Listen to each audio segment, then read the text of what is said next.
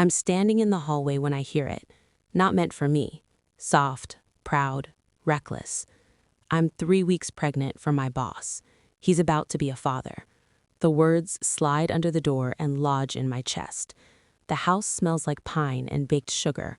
Christmas music hums somewhere far away, cheerful and cruel.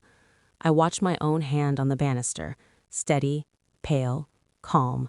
Inside, something fractures, quietly. I don't move, I don't breathe. I don't interrupt the moment that rearranges my life. I memorize it instead, the cadence of her voice, the certainty, no shame, no fear, just truth, spoken when she thought I wasn't there. I step back, one step, then another. My coat is still on. The door opens without a sound. Cold air hits my face like permission. I leave before anyone notices. I leave before my heart catches up. In the car, I sit with the engine off, forehead against the wheel, counting seconds. Not to calm myself, to keep control, because whatever I do next will define the rest of my life, and I refuse to do it loud. For days, I tell myself there's context, a misunderstanding, a sentence missing its beginning or end.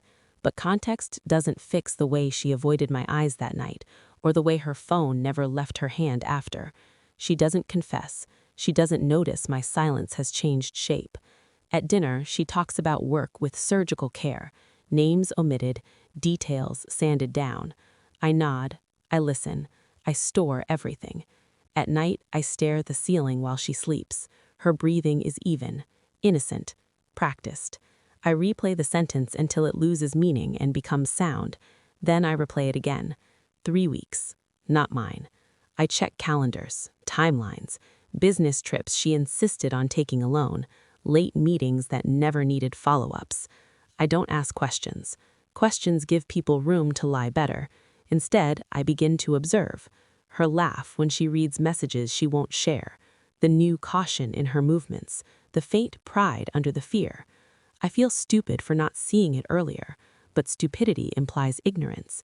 This was trust, and trust, once broken, doesn't bleed. It calcifies.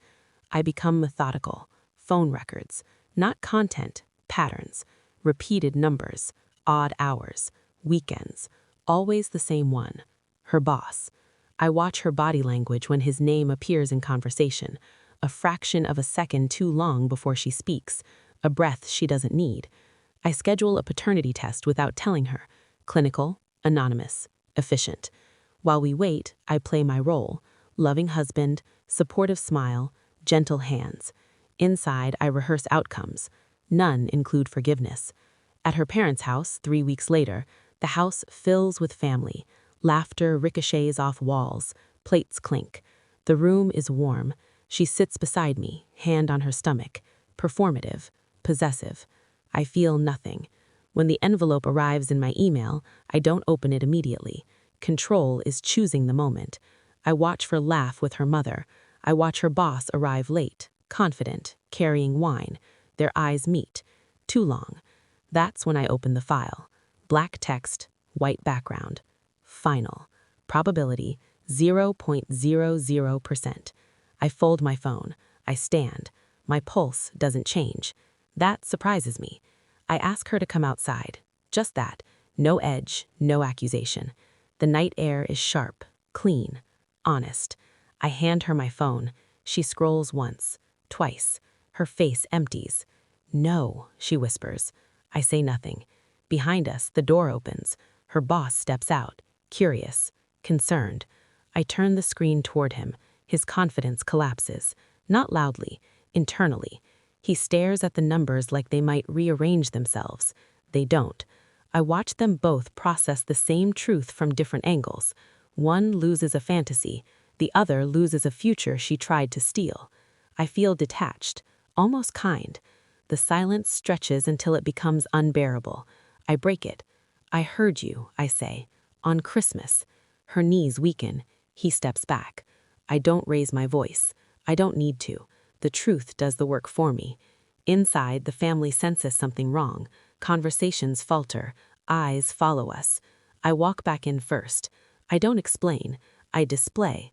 I place the phone on the table, turn it so everyone can read. Numbers don't lie. They indict.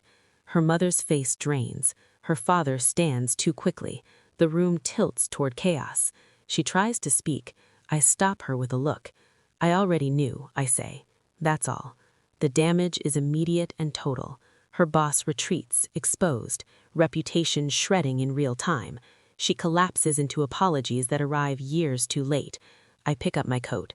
No shouting, no tears, just consequences, delivered precisely where they hurt most, witnessed. As I walk out, I feel lighter, not relieved, unburdened. I don't look back. In the car, I sit for a moment. The same position as 3 weeks ago, but everything is different. I think about the man who walked out quietly on Christmas and the one driving away now. They aren't the same. Trust taught me how to love. Betrayal taught me how to leave. I start the engine. Control isn't vengeance, it's clarity. And I have never been clearer.